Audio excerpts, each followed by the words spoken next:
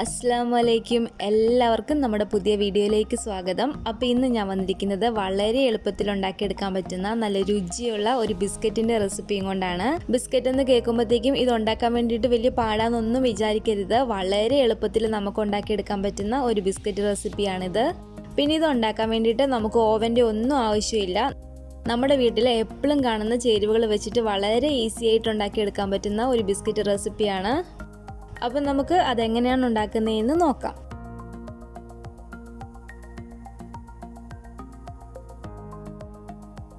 അപ്പോൾ അതിന് വേണ്ടിയിട്ട് ആദ്യം ഞാനിവിടെ ഒരു 1/2 കപ്പ് റവ എടുത്തിട്ടുണ്ട്. ഈ റവ നമുക്ക് ഈ പാത്രത്തിലേക്ക് ഇട്ട് കൊടുക്കാം.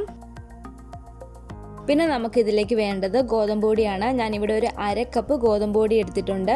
അത് നമുക്കിതിലേക്ക് ഇട്ട് കൊടുക്കാം. പിന്നെ ഒരു 3 ടേബിൾ സ്പൂൺ ഓയിലും കൂടെ നമുക്കിതിലേക്കൊന്ന് ഒഴിച്ചു കൊടുക്കാം.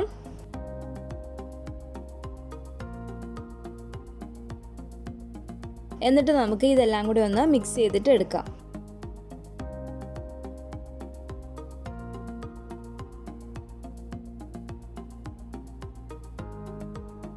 ഇനി നമുക്കിതിലേക്ക് 1 ടേബിൾ സ്പൂൺ ഡെസിക്കേറ്റഡ് കോക്കനട്ട് കൊണ്ട് ചേർത്ത് കൊടുക്കാം. എന്നിട്ടൊന്ന് മിക്സ് ചെയ്തിട്ടെടുക്കാം. ഡെസിക്കേറ്റഡ് കോക്കനട്ട് എന്താണെന്ന് നിങ്ങൾക്ക് എല്ലാവർക്കും അറിയാമെന്ന് കരുതുന്നു. തേങ്ങയുടെ ആ ബ്രൗൺ സ്കിന്ന് കളഞ്ഞിട്ട് വൈറ്റ് മാത്രം മിക്സിയിലിട്ടൊന്ന് പൊടിച്ചെടുക്കുക. എന്നിട്ടൊരു പാനിലൊന്ന് ചൂടാക്കിയിട്ട് എടുത്താൽ മതി.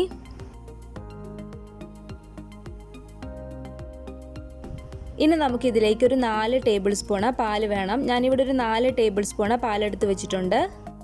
പിന്നെ നമുക്കിതിലേക്ക് വേണ്ടത് ഒരു 1/4 കപ്പ് പഞ്ചസാര പൊടിച്ചതാണ്.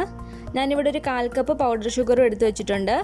നമുക്ക് ഈ പാലിലേക്ക് ഈ പഞ്ചസാര പൊടിച്ചത് ചേർത്ത് കൊടുത്തിട്ട് നന്നായിട്ടൊന്ന് മിക്സ് ചെയ്തിട്ടെടുക്കാം.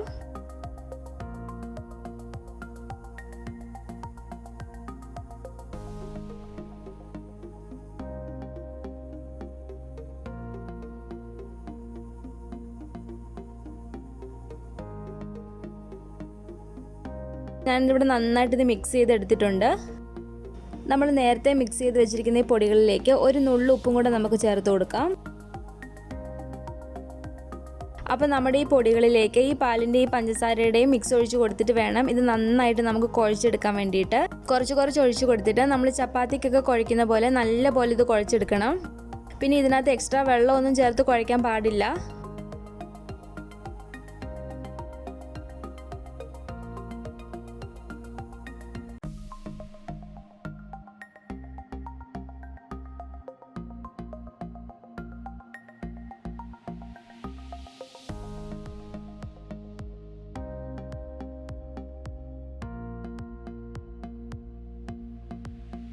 അപ്പോൾ ഈ മാവ് കുറച്ചും കൂടെ ഒന്ന് സോഫ്റ്റ് ആയിട്ട് കിട്ടാൻ വേണ്ടിയിട്ട് നമുക്കിതിലേക്ക് 1 ടീസ്പൂൺ ഓയിലും കൂടെ ഒഴിച്ചു കൊടുക്കാം. എന്നിട്ട് വീണ്ടും നമുക്കിത് നന്നായിട്ടൊന്ന് കുഴച്ചെടുക്കാം.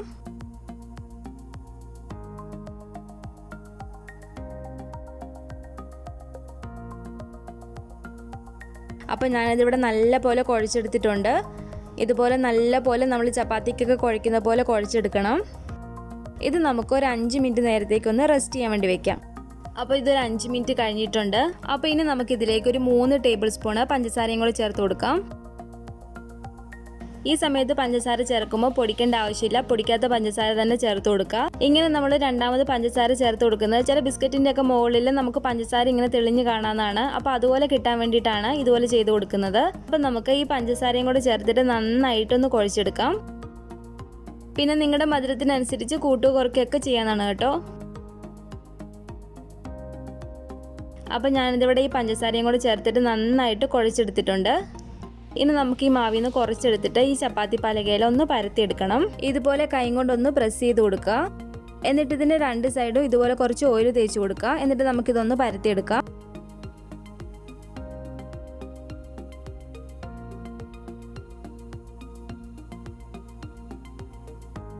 പിന്നെ ഇത് പരത്തിയെടുക്കുമ്പോഴത്തേക്ക് ഒരു കാര്യം ശ്രദ്ധിക്കേണ്ടത്, ഇത് ഒരുപാട് കട്ടി കുറഞ്ഞു പോവരുത്. അത്യാവശ്യം കട്ടിക്ക് തന്നെ പരത്തുക. കാരണം ബിസ്ക്കറ്റിനൊക്കെ അത്യാവശ്യം ഒരു കട്ടിയുള്ളതല്ലേ. അപ്പോൾ ഒരുപാട് കട്ടി കുറയ്ക്കാതെ അത്യാവശ്യം കട്ടിക്ക് തന്നെ പരത്തിയെടുക്കുക. അപ്പോൾ ഞാനിതിവിടെ പരത്തിയെടുത്തിട്ടുണ്ട്. ഈ ഒരു കട്ടിക്ക് വേണം നമ്മളിത് പരത്തിയെടുക്കാൻ വേണ്ടിയിട്ട്. അപ്പോൾ ഇനി നമുക്ക് ഇതൊരു റൗണ്ട് ഷേപ്പ് ആക്കിയിട്ട് ഒന്ന് കട്ട് ചെയ്തിട്ടെടുക്കാം. അപ്പോൾ ആ റൗണ്ട് ഷേപ്പ് കിട്ടാൻ വേണ്ടിയിട്ട് ഞാനൊരു ബോട്ടിലിൻ്റെ ഇതുപോലത്തെ ഒരു ചെറിയ അടപ്പ് എടുത്തിട്ടുണ്ട്. അപ്പോൾ നമുക്ക് ഈ അടപ്പ് വെച്ച് ഇതുപോലെ ഒന്ന് പ്രസ് ചെയ്തിട്ട് ഇതുപോലെ ഒന്ന് തിരിച്ചെടുത്താൽ മതി.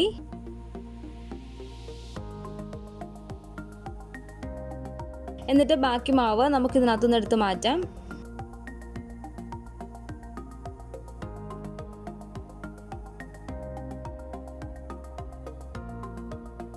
കട്ട് ചെയ്തിട്ട് ബാക്കി വന്ന മാവാണിത്. ഇത് നമുക്ക് വീണ്ടും ഇതുപോലെ തന്നെ പരത്തിയിട്ട് റൗണ്ട് ആക്കിയിട്ട് എടുക്കണം. അപ്പോൾ നമുക്ക് ഇതിൻ്റെ മുകളിൽ ചെറുതായിട്ടൊരു ഡിസൈൻ കൊടുക്കാം. ഞാൻ ഇതുപോലത്തെ ഒരു ഫോർക്ക് എടുത്തിട്ടുണ്ട്. ഈ ഫോർക്ക് വെച്ചിട്ട് ഇതുപോലെ ഒന്ന് പ്രസ് ചെയ്തിട്ട് കൊടുക്കുക.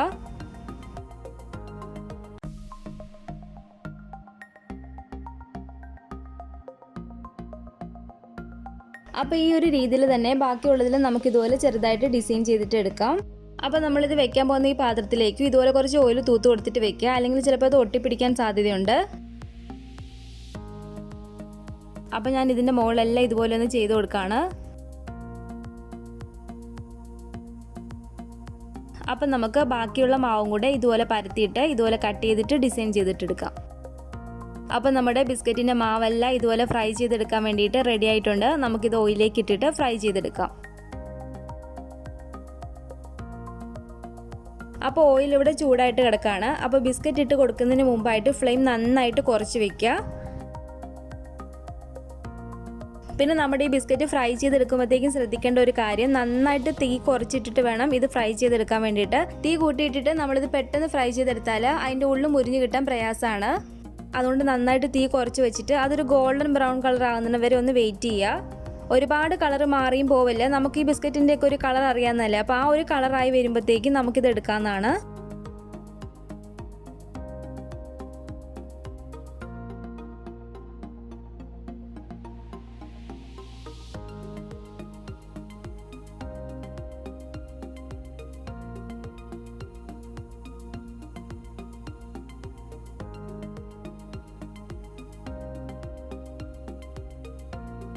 ഇതുപോലെ തീ കുറച്ചിട്ടിട്ട് ഇത് 2-3 മിനിറ്റ് ഇതിനകത്ത് കിടന്നിട്ട് വേണം നമുക്കിത് തിരിച്ചിട്ട് കൊടുക്കാൻ വേണ്ടിയിട്ട്.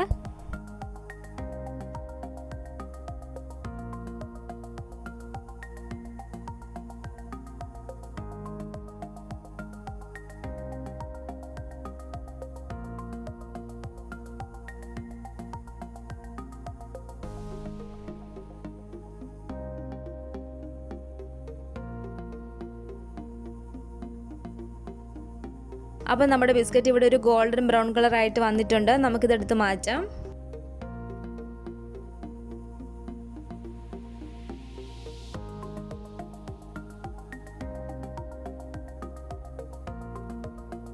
അപ്പോൾ ഇനി നമുക്ക് ബാക്കിയുള്ള ബിസ്ക്കറ്റും കൂടെ ഇതുപോലെ ഫ്രൈ ചെയ്തിട്ടെടുക്കാം.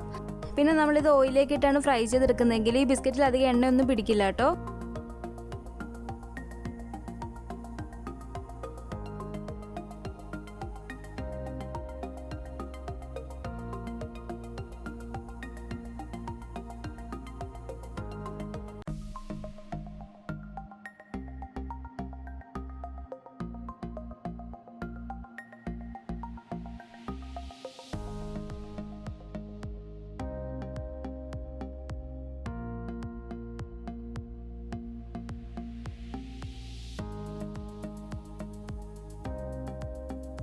അപ്പം നമ്മുടെ ബിസ്ക്കറ്റ് എല്ലാം ഞാനിതിവിടെ ഫ്രൈ ചെയ്തെടുത്തിട്ടുണ്ട്.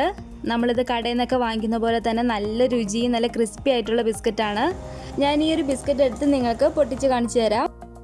കണ്ടില്ലേ, നമ്മളിത് കടയിൽ നിന്നൊക്കെ വാങ്ങിക്കുന്ന പോലെ തന്നെ നല്ല പെർഫെക്റ്റ് ആയിട്ട് വന്നിട്ടുണ്ട്. അപ്പം നമ്മുടെ ഈ ബിസ്ക്കറ്റിൻ്റെ റെസിപ്പി നിങ്ങൾക്ക് എല്ലാവർക്കും ഇഷ്ടപ്പെട്ടെന്ന് കരുതുന്നു. അപ്പോൾ നിങ്ങൾ ഉണ്ടാക്കി നോക്കിയിട്ട് നിങ്ങളുടെ അഭിപ്രായങ്ങളൊക്കെ കമൻറ്റ് ബോക്സിൽ അറിയിക്കുക. അപ്പോൾ നമ്മുടെ വീഡിയോ ഇഷ്ടപ്പെട്ടെങ്കിൽ ലൈക്ക് ചെയ്യുക, നിങ്ങളുടെ ഫാമിലി ഫ്രണ്ട്സൊക്കെ ആയിട്ട് ഒന്ന് ഷെയർ ചെയ്ത് കൊടുക്കുക. പിന്നെ പുതിയതായിട്ട് ആരെങ്കിലും ഈ ചാനൽ കാണുന്നുണ്ടെങ്കിൽ താഴെ കാണുന്ന റെഡ് സബ്സ്ക്രൈബ് ബട്ടൺ ഒന്ന് പ്രസ് ചെയ്ത് സപ്പോർട്ട് ചെയ്യണേ. ബെൽ ഐക്കണും കൂടെ ക്ലിക്ക് ചെയ്താൽ ഞാനിടുന്ന എല്ലാ റെസിപ്പികളുടെയും നോട്ടിഫിക്കേഷൻ നിങ്ങൾക്ക് കിട്ടുന്നതായിരിക്കും. ഇൻഷാ അല്ലാഹ് വീണ്ടും നമുക്കിതുപോലെ നല്ല നല്ല റെസിപ്പികളായിട്ട് കാണാം.